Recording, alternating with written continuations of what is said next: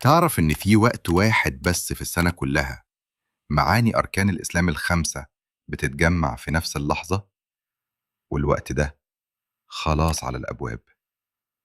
تلاقي حد بيحج وحد صايم وحد بيطلع زكاة أو صدقة وحد ساجد لربنا وحد بيردد لا إله إلا الله.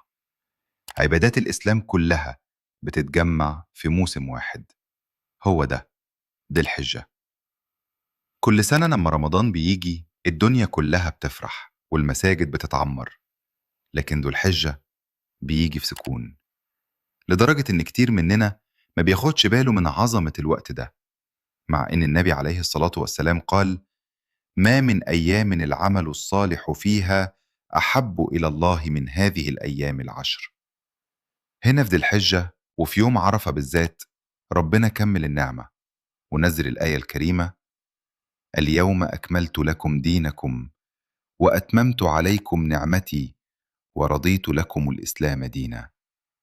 الكمال والرضا اتكتبوا هنا، عشان كده بلاش الأيام دي تعدي عليك كأنها أيام عادية. مش لازم تكون بين الحجاج عشان يكون لك نصيب، هم بيطوفوا بأجسادهم حول الكعبة وإنت تقدر تتقرب بقلبك من ربنا. صوم، صلي، تصدق، وخلي لسانك دايما رطب بذكر الله، لأن الأيام العشر دي هدية بتيجي كل سنة. بس يا ترى هنكون موجودين عشان نقابلها السنة الجاية؟